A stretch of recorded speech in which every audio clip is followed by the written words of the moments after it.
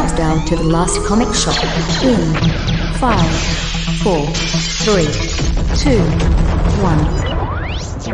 Yeah, let's try it one more time. And a 1, and a 2, and a 3.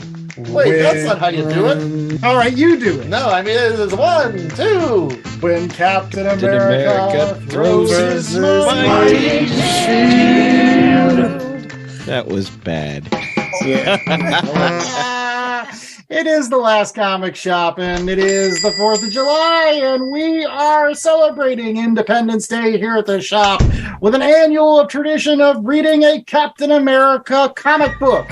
I'm the host of the most, Andy Larson. I'm joined by Chad Smith, Jay Scott, and the wonderful Ethan Larson to, again, read some Captain America, as well as treat all of our fans with a little bit of that picnic cooking. Cookouts are all over the place here on the 4th of July. This isn't really picnic cooking, though. More, we're too lazy to make a picnic, so we're going somewhere else. That's true. As you may or may not know, in previous years, we've talked all about fried chicken during our 4th of July spectaculars. But this year, we're changing it up a bit because we're getting bored with fried chicken. Oh, that's harsh. That's harsh. But I think we've covered it all. I mean, we did that whole tournament with the last chicken shop last year. Make sure you go back and listen to that episode if you want to hear all about the chickens. But now, this year, it's all about the moo cows. Moo. So, Ethan, what do we got for all of our Last Comic Shop fans for this year's? Well, we're taking a big old slice of Americana this year, and we're going after, give me some reverb here again, the Last Burger Shop. Yes, that's right. This is a Jughead's dream here. Just much like the last chicken shop that we had previously, we're going to be putting 16 of the best burger shops, battle to the death, tournament style, and we're going to come up with the final 4 that you all get to choose which of these is the top dog or top cow, so top horse if you're in parts of Great Britain or China. But you're right. We've got 16 of the best burger franchises out there, and we are going to whittle it down to the final 4, which we will then put out on our Twitter account this week so that you can vote on who the eventual winner is as the best burger shop out there. This is primarily based on burgers. That is the criteria in which we are judging all of these different franchises. But if we are tied after the burger stage of deliberation, then we go to fries. Ties goes to fries. Wow. And are we including shakes? There's some really good places that have shakes with your burger, right? Yeah, shakes only if we are still tied after fries. So shakes by themselves can't usurp the fry component. Yeah, that's not a catchy rhyme. Shakes would be mistakes until after fries have been surprised. So yeah, let's go ahead and jump right into it in the interest of time. I'm sure that you're tired of us talking and you'd rather hear us debating. So ring that bell. It is now time for the last burger shop. And we're starting off with our 2-7 matchup. This is Wendy's coming in at a number 2. Her Auburn Curls going up against Shake Shack, one of the fastest growing burger shops in America. Originally started off, I think, as just like a stand in the middle of Madison Square Park in New York City and like just exploded from there. Madison Square Park? Yeah. Is that like Central Park? It's something like that. I've never been. I didn't know that was a thing. I've heard of Madison Square Garden. That's true. I don't even think is a garden. I think that's where people play hockey and basketball. Yeah, it's a stadium. On the 5th floor, by the way. On the All right, enough of that. Well, Shake Shack does have great spicy sauce, and you can get cherry peppers, but I can't go against Wendy's. I mean, come on. Where's the beef, right? Exactly. Where's the beef, man? Wendy's gives you the square burger. And why is that, J.A.? Well, they don't cut corners. Because they don't cut corners. And you got the Baconator, and you got the son of Baconator. Yeah. And then you got the heart attack from the Baconator. You just got to remember, unfortunately, we are only judging based on burgers, or else Wendy's might take this whole thing if we were going to Wendy's in the 80s when they had the Super Bar. Oh, the Super Bar is great. But I think it takes it anyways, even with like the Frosty. The fries are pretty decent. Yeah. I'm going with Wendy's. And I want to note, does the Wendy's chili count as burger, considering it was yesterday's burger just reserved again? Sometimes you can ask to put the chili on the burger if you were nice enough. My friend Thompson, he used to work at Wendy's, and he had somebody, he was loyal Wendy's customer. He said, put everything you have on that burger. And so he just put all this, whatever the hell he could find, put like mop water on there, he put chili, he put bacon. And the guy said that was the best burger he's ever had. So if Wendy's can do that, then Wendy's is the winner. I feel like the build-up for Shake Shack is too much, and the lines are too long. And by the time I finally get my stuff, I'm like, the payoff doesn't equate to the buildup. I would agree with that. I had there's a Shake Shack here in Manila. I had it. It was exactly I had a burger, I had the fries, I had the milkshake, and afterwards my stomach was not happy with myself. Which is common with the Shake Shack. Well, speaking of eating a hamburger and then your stomach not feeling okay with you and your life choices, the number 2 on the other side of this bracket is, in some instances famous, in other instances infamous, White Castle up against another with Steak and Shake. Can both lose? yeah, does there have to be a winner for this one? There does. And the clear winner is White Castle. They were one of the first companies out there to make the burger, right? They put the burger, they put the onions. You wouldn't have fast food burgers if it wasn't for White Castle. And my dad, God rest his soul, he loved White Castle hamburger. With their crinkle cut French fries and their really tiny hamburgers that you can eat just like by the handful, like you're some sort of giant in a Mickey cartoon. It's hard because, like I said, these places are both terrible. So I don't really have a thought in this fight. That's the thing. White Castle, you're expecting disappointment. When you go to Steak and Shake, for whatever reason, you're like, no, this time it's going to be better. And it never is. It never is. It's always the worst. I mean, it's just a dressed up Denny's, isn't it? Like, yeah, it's basically the same restaurant. It's a dressed down Denny's where it's like, oh, we're already slumming at Denny's. How much more slumming? And I'm going to say this point blank. I think White Castle has kind of tapped into that whole thing like Pabst Blue Ribbon, where it's so bad, it's good now. Like, it's come all the way around. It's hip to eat at a White Castle. Right. They didn't make Harold and Kumar go to Steak and Shake. They made Harold and Kumar go to White Castle. So it's White Castle for the win. Let's move on. Coming in with the number 3 versus the number 6 seed, we've got Whataburger. I've only been to once. It was in Las Vegas, and I was eating breakfast at noon. And this is going up against any of the burgers that you can get either at Red Robin or Applebee's or TGI Fridays. It's essentially, yes, it's your neighborhood mall chain restaurant. The only thing that changes is the decor. These are the restaurants with flair. You don't have enough flair.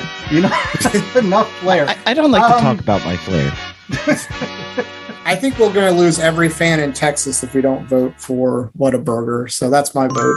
Yeah. Plus, it's like generic burger number 1 versus generic burger number 2. Like, well, I'm going opposite because I like the decor. I'm voting decor. It's too distracting. And when you go to places like TGI Fridays, they are just really, they're doing whatever the they want. They're taking a side of ribs and stapling them to the top of your bun. They've got chicken wings sticking out of the side. They're really playing with the form. I'm going to go with the mall flair burger. Exactly. Yeah, no, I'm agreeing with that too. Look, there's an alligator and it's wearing sunglasses. A gas pump inside. I love going to Red Robin and getting the egg on it. It's messy as hell. Just don't look at me. Don't look at me. So I think the Flair Burger's moving on to the next round. Sorry, Texas. On the other side, and actually it's a burger I've never had, at the number 3 seed, we got the In-N-Out Burger versus Hardee's / Carl's Jr. at number 6. I'm just going to say I used to love Carl's Jr. when they opened up in Shanghai, and then I had a Carl's Jr. burger once, and I got horrible food poisoning I almost had to go to the hospital. I was out Oof. 2 days. So Yeah. Carl's Jr. is getting 0 votes for me because I lost like 5 pounds. Parasites. It was like that scene in the Alien where the thing was popping out of my chest. Wanted Well, its spoiler revenge. alert, my vote is for In-N-Out Burger, even though I love Hardee's. Ask my son, every time we drive in a car ride, he's always like pointing at every restaurant saying, Dad, look, Hardee's, but he calls it parties. And I'm like, it's a party in your stomach, just ask J.A. So, but you cannot get a burger animal style at Hardee's, so my vote is for In-N-Out Burger. Now, the one thing In-N-Out has going for it, the one I've only been to In-N-Out a handful of times, is they don't tell you what they serve. You have to like do research. It's like a mystery. You can order apparently whatever you want there, but they're not going to put it on the menu. Their menu is like, we have a burger and Coke. And you're like, do you have fries? Do you have cheese fries? The fun is, what can you order? You know, what can you get them to put on there? It's like a Scooby-Doo mystery. It's like we could have made this burger just to your liking if it hadn't been for those damn kids. I'm going to go with Hardee's, but I'm going to get outvoted on this. What In-N-Out's going to win? I just like Hardee's and Carl's Jr. just because of the dirty ads. Oh, yes! Put them back. All right, so In-N-Out Burger's moving on to the next round. Now we're finally to the 4-5s. Now these are traditionally the toughest matchups. Number 4 on the one side, we've got Jack in the Box, which I've never had. Super cool mascot, though. Won't lie. Love the Jack in the Box mascot, especially in the 90s. They had some awesome commercials with that dude. That's going up against Five Guys, which I'm going to vote for every time. I love me a Five Guys burger anytime Andy, I can get it. I feel like you're asking me which one of my children do I love more. This is too hard. It's too hard. So I have to admit, I've never had Jack in the Box. I haven't been over to the West Coast to have it, but I will say Five Guys is like the opposite of In-N-Out, where like their menu, they just put everything out there. Like, here's what we have. What do you want? And if you mess up a Five Guys burger, it's your own damn fault. Five Guys for the win. That's true. Plus, they used to give you peanuts, and you could just throw those anywhere. That's right. Why is a small fry $7 and then you get it and it's like 600 fries? They don't even care to put it in the cup anymore. They're just like, they put it in a Hefty's bag and throw it at you. The peanuts, the fries, the burger that you get A1 on it. You can't get A1 at any other burger except for that, the burger with flair. I guess you can ask for A1 and they'll give it to you. Yeah, they have an A1 burger that also comes with a steak they just staple to the top. Plus, can't you get tacos at Jack in the Box? I feel like if you can get tacos and burgers at the same joint, you should be disqualified from everything. That's like you can't make up your mind. From life. In any case, on the other side, we've got A&W versus Sonic. So this is a war of the drive-ins. This is where I think we're going to have to go to the second and or third tiebreaker because the burgers for both are just kind of meh. They're okay. They're nothing special about the burgers. The fries are also a bit mid, but it's the shakes because at A&W you get the root beer float.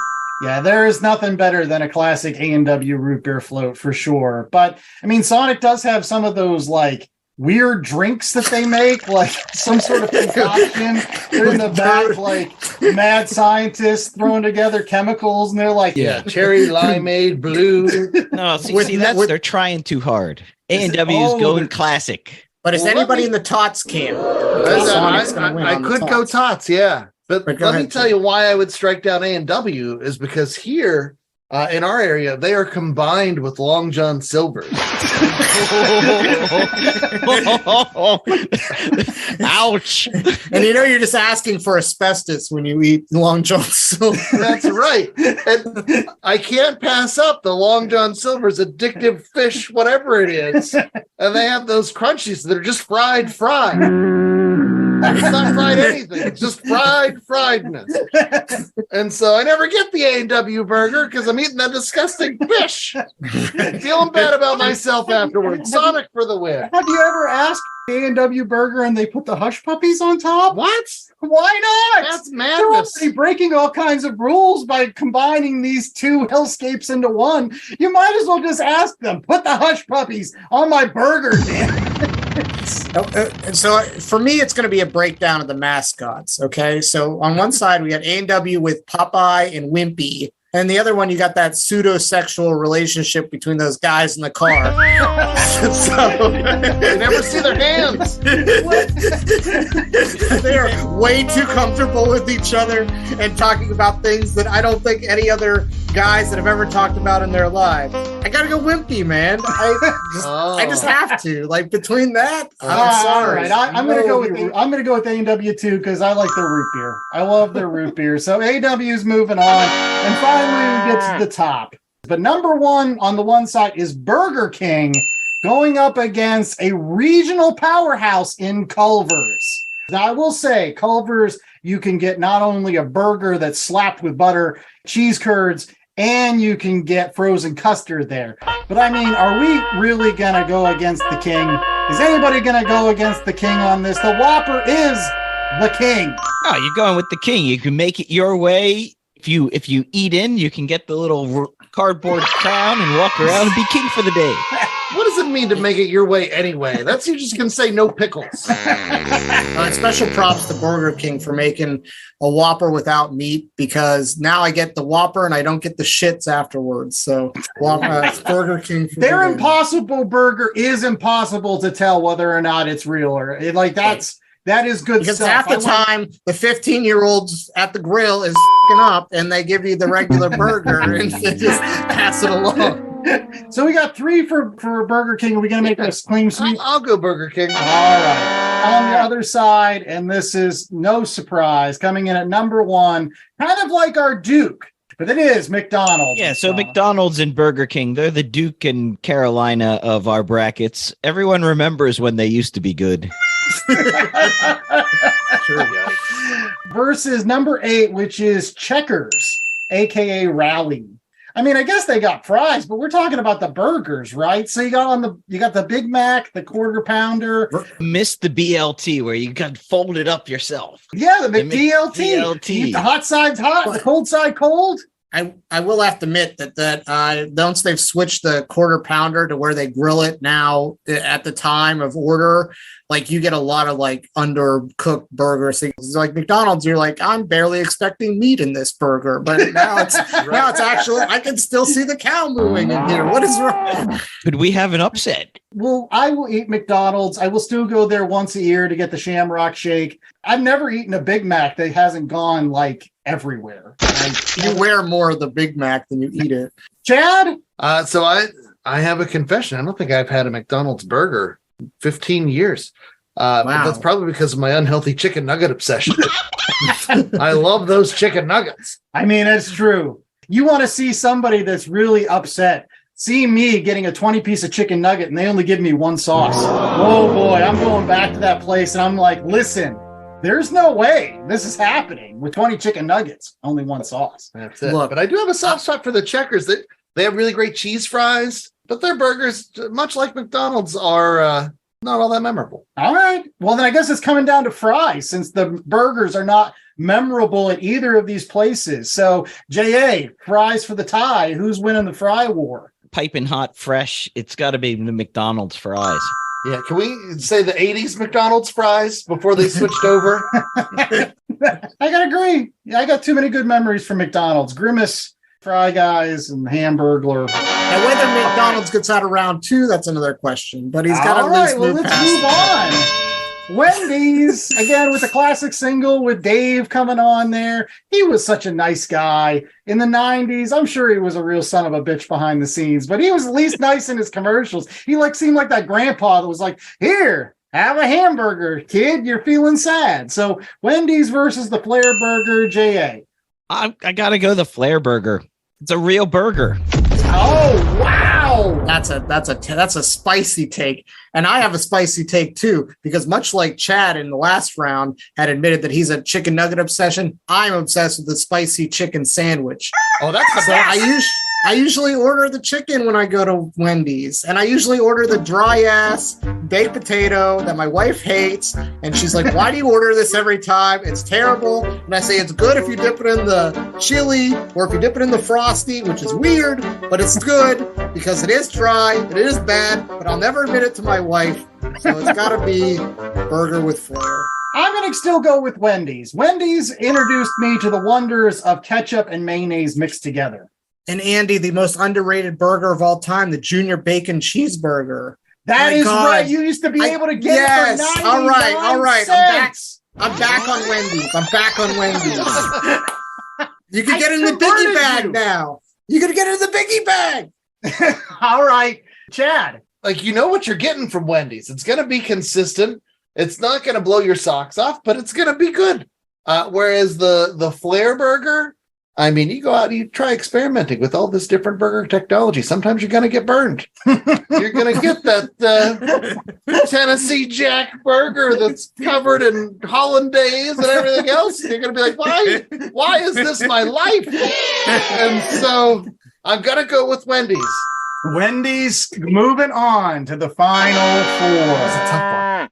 So on the other side, we've got White Castle coming in at number 2 versus In-N-Out at number 3. So a 2-3 matchup. Yeah, In-N-Out. In-N-Out by landslide. Yeah, we don't even need to talk about it. This wasn't even close. All right, I'm not going to fight. They went on a 20-21 run in the first quarter, and the game was over. They were like Steph Curry when he was feeling it. He was just dropping threes right on White Castle's ass. So yeah, we're going In-N-Out burger all the way. All right, then on the other side, we've got Burger King versus, I believe it was A&W.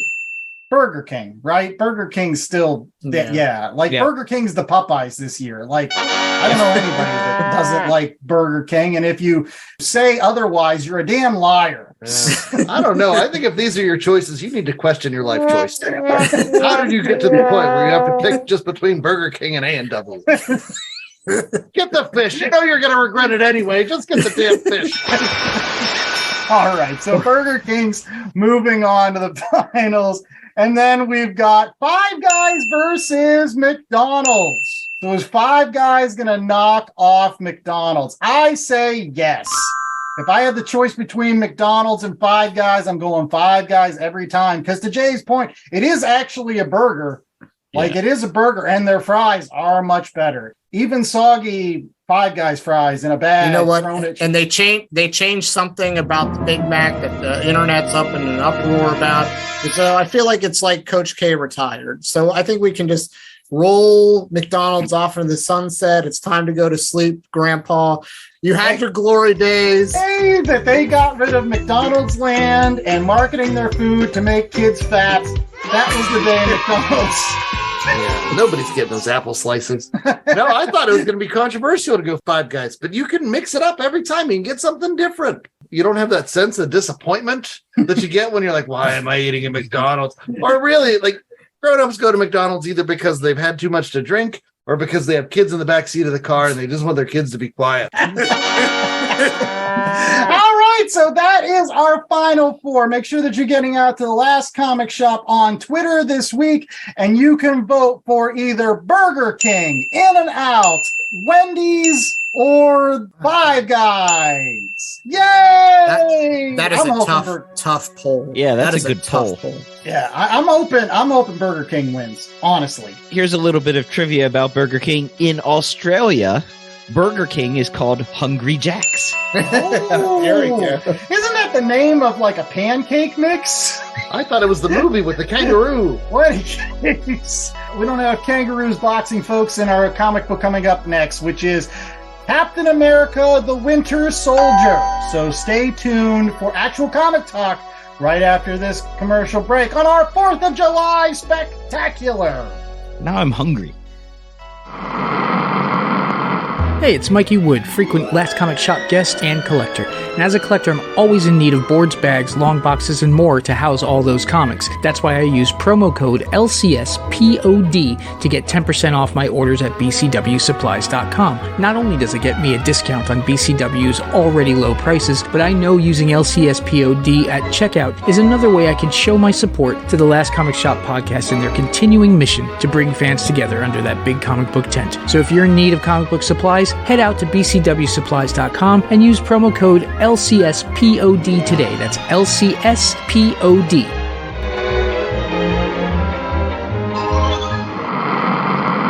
When you're done listening to this podcast, check out mine. My name is Dave, and I'm the host of Beer in Front. My podcast is just enjoying the beer that's in front of you. Sometimes we forget about a classic beer while we focus on the new trendy thing. What I try to do each week is to enjoy an old school classic or have a beer that has potential to be a classic. I'll also talk about events of the day, I'll add my spin to things, and each week there are people that really annoy me, and I'll call them out as the jag-off of the week. That's Beer in Front, available wherever you listen to podcasts. Okay. We better get through this segment quickly. I don't know how those burgers are going to sit down there, but we're here to talk about some Captain America on July 4th. We are reading The Winter Soldier. We also read the arc before that, which was Out of Time. So that started with Captain America #1 that came out in 2005 and ran up through issue 14 with one issue that we did not read because it was a House of M crossover that had nothing to do with the rest of the story and just kind of felt like it was sitting there in the middle of these two sort of epic story lines. And we could have not read #7 too, but no, I like that one. I like that one a lot. Yeah, the Jack Monroe one was comments. Wow. All right. But anyways, who were the creators behind this? Chadrick? Yeah, this was volume 5 of Captain America, which eventually was folded back into volume 1 of Captain America when they got to issue 600. But we have Ed Brubaker writing this. Steve Epting is the primary artist with flashback art by Michael Lark. There is that fill-in issue that Ethan was alluding to, The Lonesome Death of Jack Monroe with art by John Paul Leone and Tom Palmer. And then you also had on the Winter Soldier arc, starting with issue 6, it's Steve Epting with Michael Perkins and Michael Lark helping out on art duties. We had colors by Frank Darmana and letters by VC's Randy Gentile, Chris Eliopoulos, and Joe Caramagna. Yes, and this is a selection among the Year of Chat. This show's going to be so hard for me just because I love this book. I love everything about it. So it's just going to be being Chris Farley, being like, remember when they did that? It was awesome. All right. Well, the 10-cent synopsis for The Winter Soldier, the first 14 issues of this, which, again, you can get in either the first trade, I think it's a one of two trades, or if you're really awesome, you can find it in an omnibus that leads all the way up to Captain America's death at the end of Civil War. And then tacks on that issue 10. Yeah, it does have that issue 10 randomly, so if you really want to read that issue, great. It's not in the trade paperback, though. Whatever. Any case, long story short, the 10-cent synopsis is, when I was growing up, there was a rule among comic book readers that there was only 3 people that stayed dead in comic books. That was Uncle Ben, Jason Todd, and Bucky. And this particular book just said, screw that rule. We're done with that trash. We're going to bring Bucky back. Yay!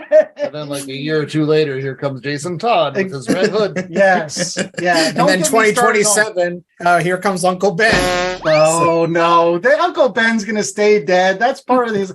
Listen, were you about to say that's part of his charm? I was going to say that's part of the Spider-Man legend. You can't bring back Uncle Ben. It's like bringing back Batman's parents. Like they did that. Thomas Wayne is one of the Flashpoint bad guys. This is comic books. They bring back everybody. They brought back Bucky. First, he was fished out of the ocean by the Soviets in the beginning of the Cold War. He was kept in cryogenics and sent on missions to shoot people. At the same time, the Red Skull has taken over some other Russian and is trying to put together back the Cosmic Cube. And everybody is just fucking with Steve Rogers. except for Sharon Carter, but that will happen later.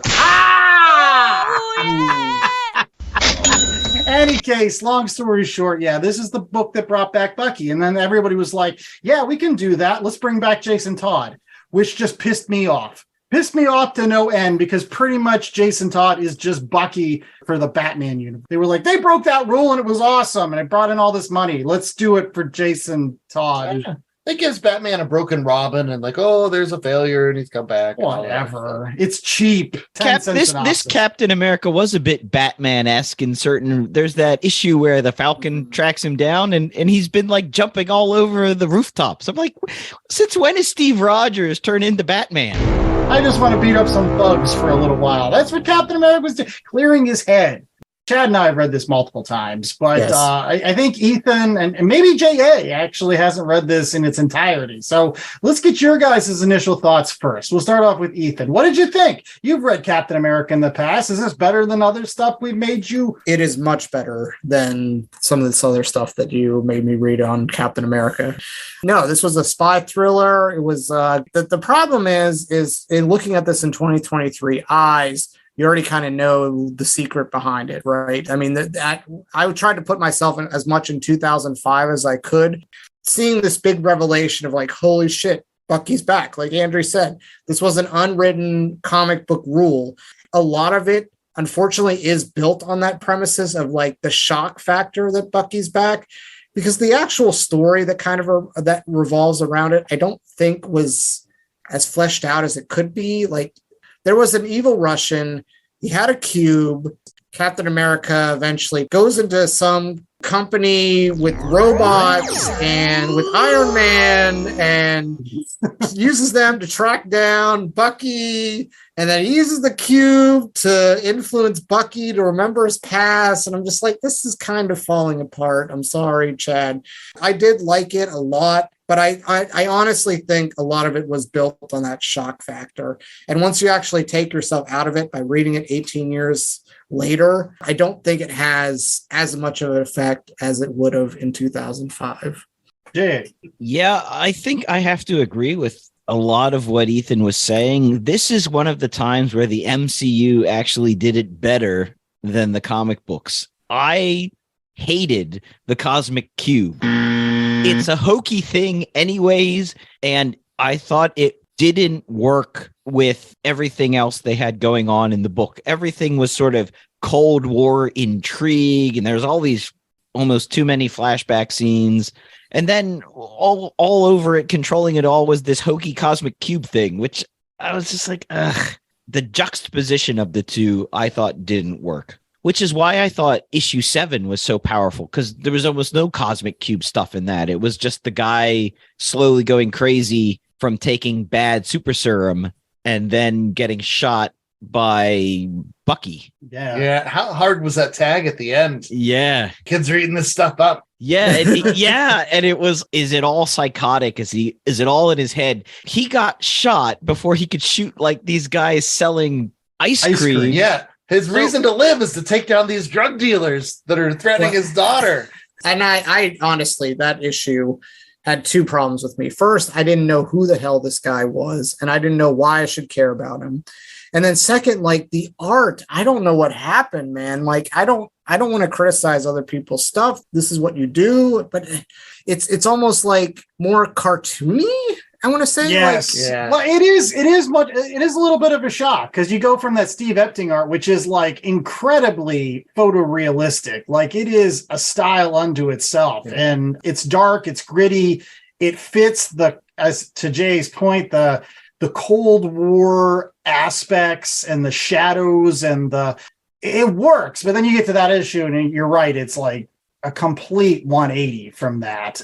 I was just going to say, it almost reminded me of like when Secret Empire, and there was like, I don't know, probably 6 different art styles. And I got to the point where it's like, can I just have one consistent vision throughout 13 issues? Is that too much to ask? Like, we went from the hyper realistic that you said, then we went to issue 7, which was like, something out the Archie, like, I'm not sugarcoating this right now. Yeah, I think that issue 7 works with the art change just simply because, again, we're dealing with a guy that's having a psychotic break. I honestly like the difference in art tone. Kind of makes it a little bit more dream-like. Yeah, if you're going to need to do that fill-in artist, I thought that was a good spot. Yeah, just for that. It's a good one-off because it's the one-off story. I just loved it. It felt like, especially because it came between the end of Out of Time and the start of the true Winter Soldier arc. Yeah. It felt like a sort of like an intermission. It was also kind of like an episode of the Twilight Zone or something and it was disturbing at times. Like you'd see those scenes where like Jack Monroe, he was a Bucky in the 50s, and they put him in suspended animation. They eventually brought him out and they teamed with Captain America. It was truly disturbing seeing this Jack Monroe character just like beat up guys in his brain, and then see that they were just like, I don't know, random businessmen in the middle of a parking garage. And it was because he was just having a psychotic break. Of all the criticisms that have been levied against the Winter Soldier storyline, the seriousness of it and the lack of like humor, I think, is one that holds. Like that psychotic break episode, like that's rough. And Jay mentioned, Captain America's a lot like Batman after he lost Jason Todd, basically, where Batman was much more hyper violent and on edge, and you could tell something was wrong. And then here we have a Captain America where the cosmic cube has been drained of its power, but it's still like trying to affect his memories. It's still trying to change things. And so this is very serious. It is more violent than you would expect out of a traditional Captain America book. And I've got a question just on Captain America's timeline in this, because obviously they say Bucky, they would wake him up, send him on a mission, and then put him on ice again. So that's why he doesn't age. When is Captain America meant to have come out of the ice in this book? They keep on sliding the time scale that it's always like it happened 10 years ago. Yes, I was going to say that's. I thought at some point they said, you came out of the ice 10 years ago, and that's always jarring to me because I think he came out of the ice, before Vietnam. Well, we've commented on this show before that I feel like it's one of the parts of the Captain America mythology that like starts kind of falling apart the further and further we get away from World War II. Is like you have to spend more and more and more time in the ice, and like it's going to become very problematic with global warming. At some point, there won't be any ice for him to be in. Yikes!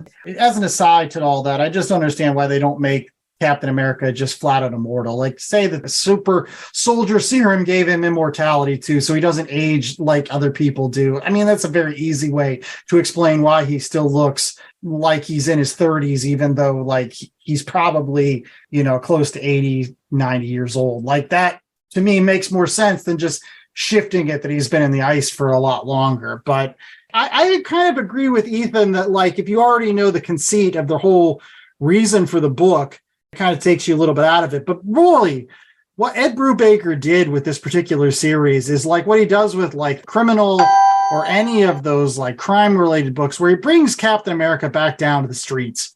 Captain America works better as a street-level character. He's the only member of the Avengers that I believe should be on the Avengers that doesn't have godlike powers.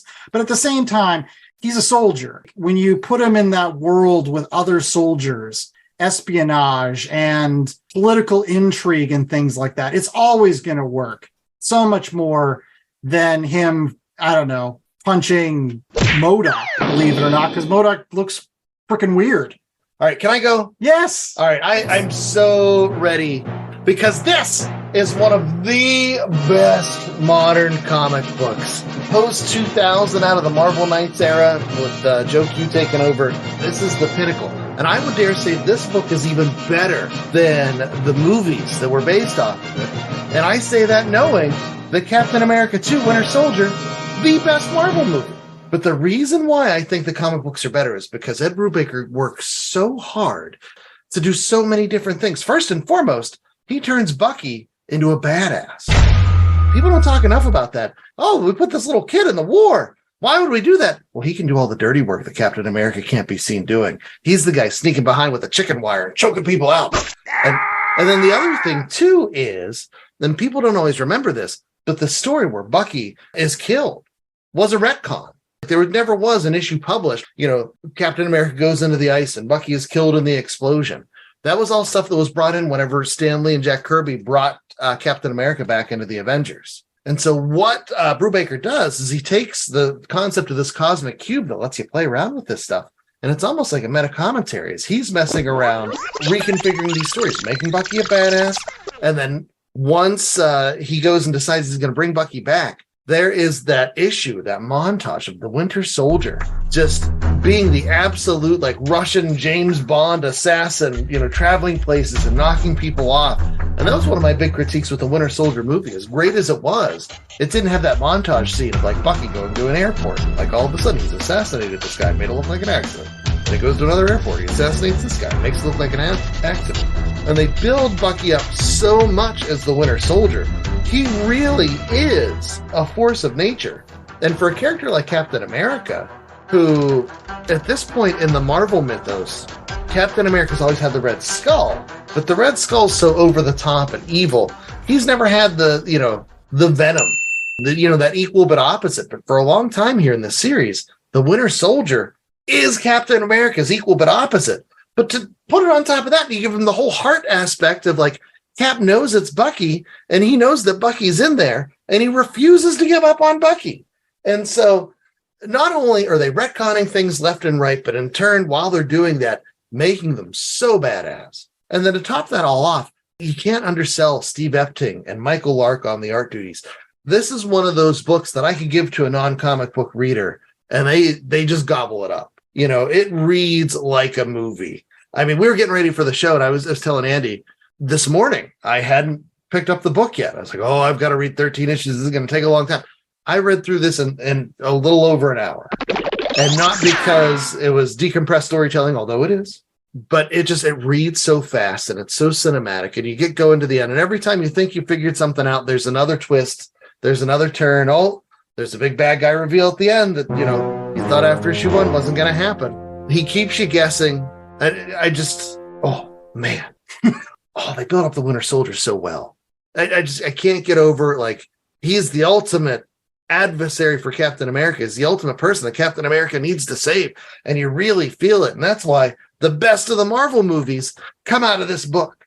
Even if you know the big twist, it makes you feel for these characters. And it makes you feel for Steve Rogers, who oftentimes is just, the big Boy Scout, that it's hard to care about Captain America because, he's got that super soldier serum. He doesn't have problems. He's Captain America. But Bucky doesn't catch the shield.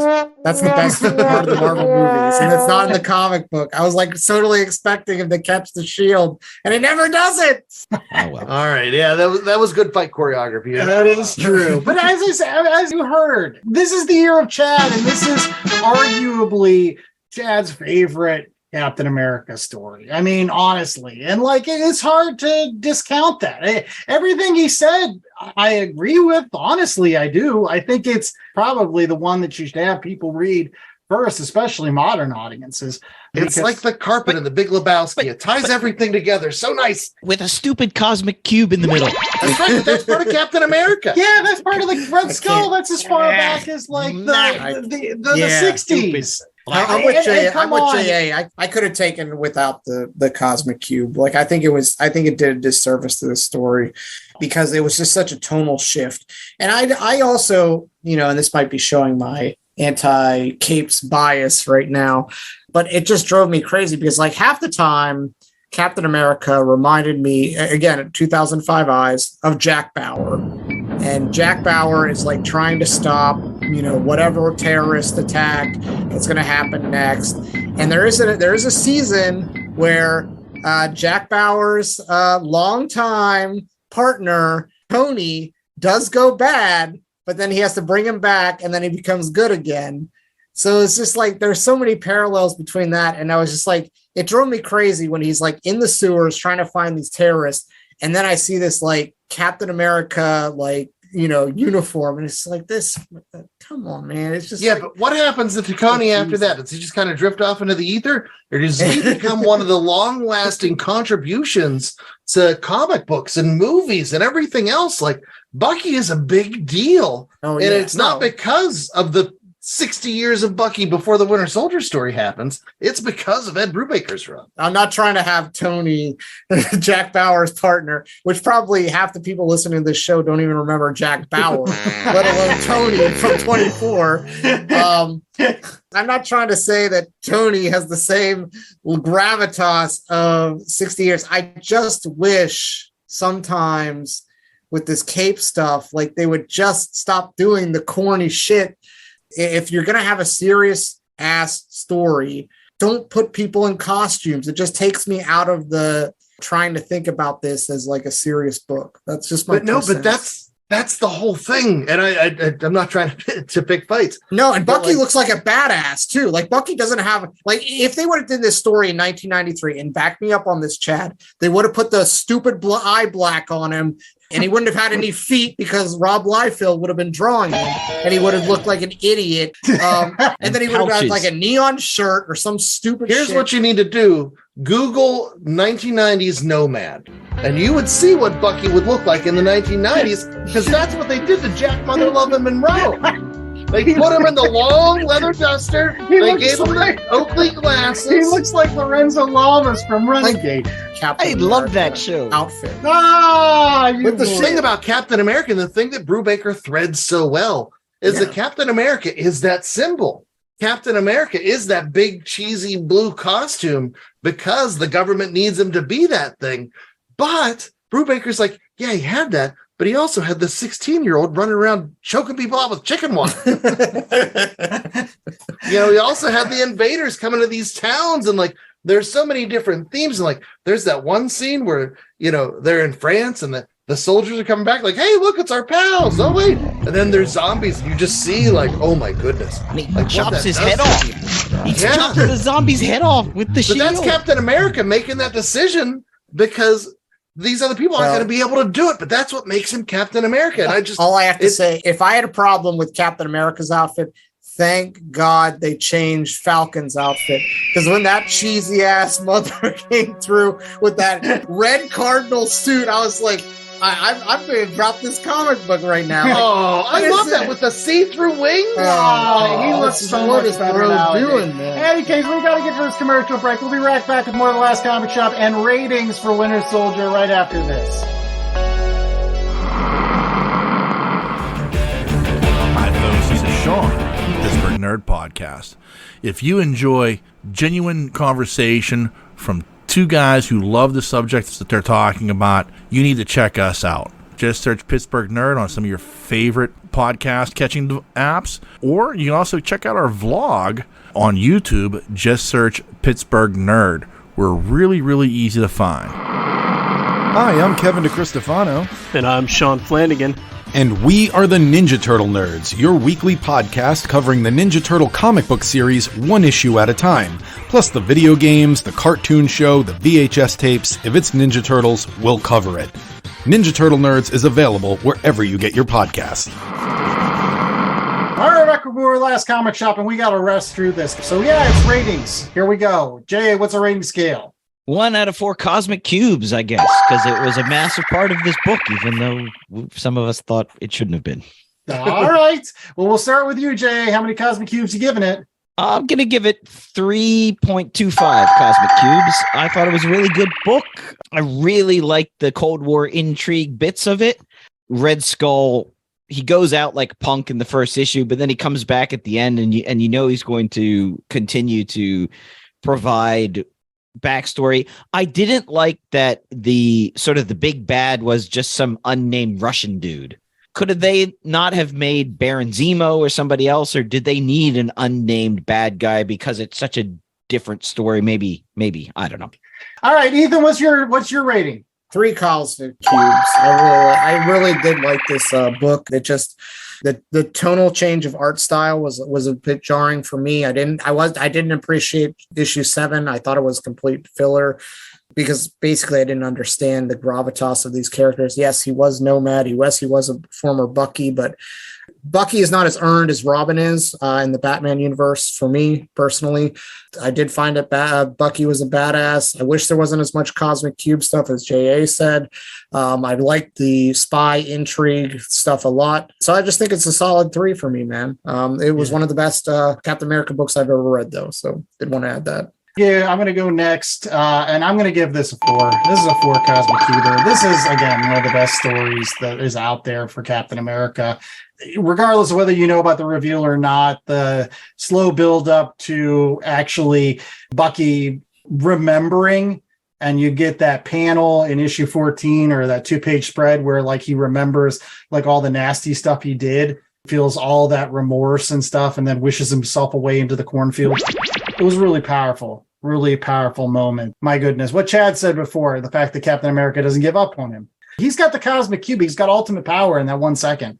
And like, he's like, no, I just want my friend to remember who he is. That's more important to me than anything. Plus, like, I love that one issue with the invaders when they go and it's like in World War II when they're fighting in a Russian village. Master Man is there and Red Skull, and they've got laser guns. The Russians are like, what the is this? Like, we're fighting a war here. So it's like, all we have is vodka and potatoes. Don't you understand? We've got winter and nothing else. So we'll take your winter soldiers and we'll make him badass. So it's a 4 out of 4. Chad? Yeah, no, this is definitely a 4 out of 4 for me. I just think Brubaker threads the needle so well with so many different elements of comic books. Listen, I understand the Cosmic Cube stuff and other Captain America stories like Wibbly Wobbly, Cosmic Cube. Like, I get it. I can understand not liking that. But that is built into the heart of what Captain America is. The war stuff is built into the heart of what Captain America is. And bringing Bucky back, making him badass, and then giving him that arc. Like, this is the best character build-up that I think I've seen, in comic books. And it was the character you couldn't bring back. And he did it. And it was so successful that it spawned all those other things. So for me, it's 4 out of 4. And I'm going to get right into my recommendations. My recommendations, really, I don't have recommendations. There's none better. The best I can come up for a recommendation would be to read through the rest of this, at least up through issue 25, where Captain America gets killed. It is great. Now, once Bucky becomes Cap, it goes a little off the rails a little bit. But there's none better than this for me. Pick up the rest of Brubaker's run. You won't be disappointed. There you go. Well, it's time for more recommendations here on the 4th of July. So we'll go ahead and get to J.A. Scott with his recommendation of something else you can pick up in addition to the Captain America Winter Soldier in a variety of different formats, whether it's single issues or whatever. Any case. I know we've talked about these ad nauseum in the past, and I don't know if we've recommended this one specifically, but I'm going with the Penguin Classics Marvel Collection Captain America. Jack Kirby, Joe Simon, Stan Lee, Jim Steranko, John Romita Sr. You've got some stories from World War II, stories from the Silver Age, and it's a nice backstory of some classic Cap stuff. So I think it pairs well with the modern Winter Soldier bits because you get lots of Bucky stories in there. So, and you get the original Cosmic Cube. So you can figure out where that all came from. And the Red Skull running around with his old classic swastika costume that was a little bit on the nose for the time. I guess they had to change that a bit in the 60s. Well, it's still one of my favorite story arcs of the original Silver Age Captain America. It starts off with a great issue called Red Skull Lives, which they also adapted to the Marvel superhero show, that cartoon show in the 1960s. I love so much. It's probably the best episode of the Captain America stories in that. In any case, my recommendation is another Captain America book that you can pick up, which I think is a great follow-up to after you're done with Chad's recommendation of reading the rest of this Winter Soldier Red Brubaker run of Captain America, and that is reading the Ta-Nehisi Coates run of Captain America, which you can pick up in a trade that collects the first 6 issues called Winter in America. Ta-Nehisi Coates has the unenviable task of restoring Captain America's good name following the events of Secret Empire. As you may or may not know, that was the Nick Spencer event in which Captain America was recast as a totalitarian Hitler-esque dictator who took over America with the help of Hydra. Now that he's back in his classic Cap form, Ta-Nehisi Coates has decided to remind us how great Captain America is by basically revisiting the Winter Soldier era.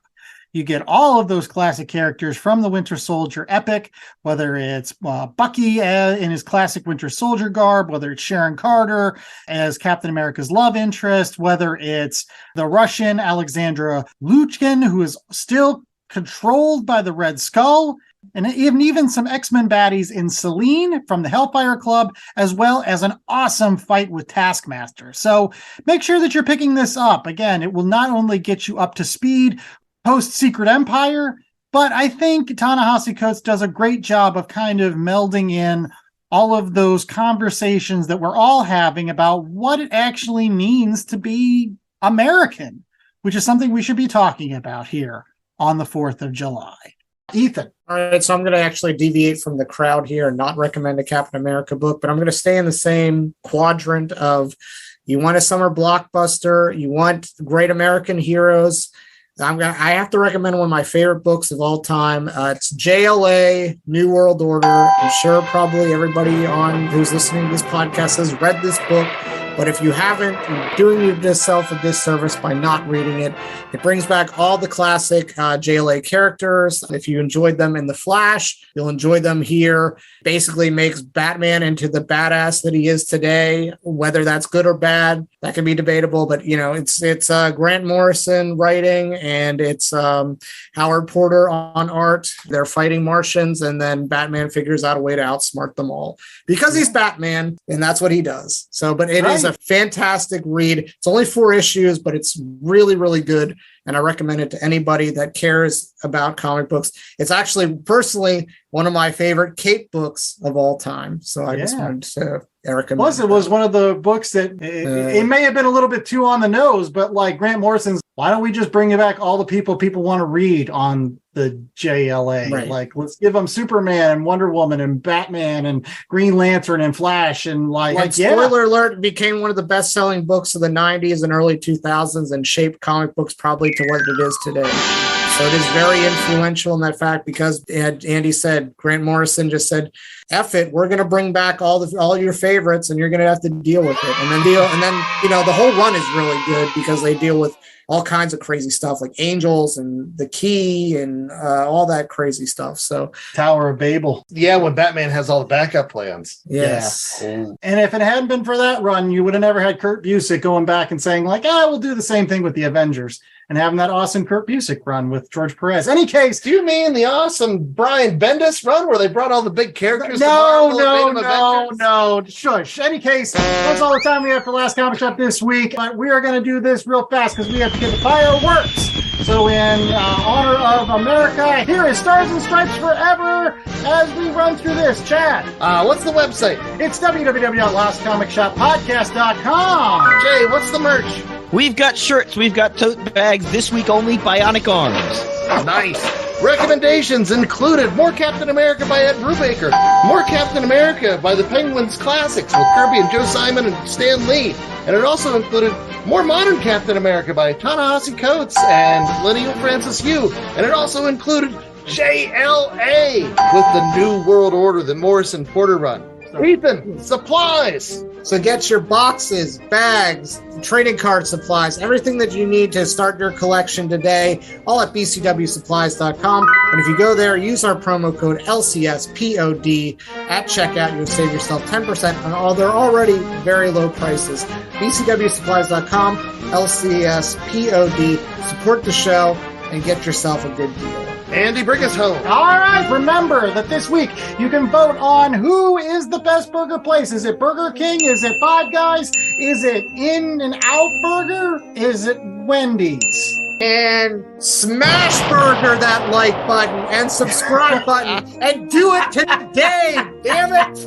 Come on. And those are the most Andy Larson the show. Joined by Chad Smith, Jay Scott, and Ethan Larson. And until next week, stay safe, stay fireworking. I don't even know if that's a word. And remember that if you're going camping this summer, be prepared because I've heard it's intense. You son of a bitch.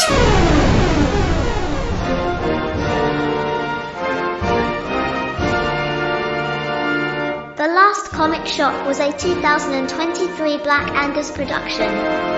1.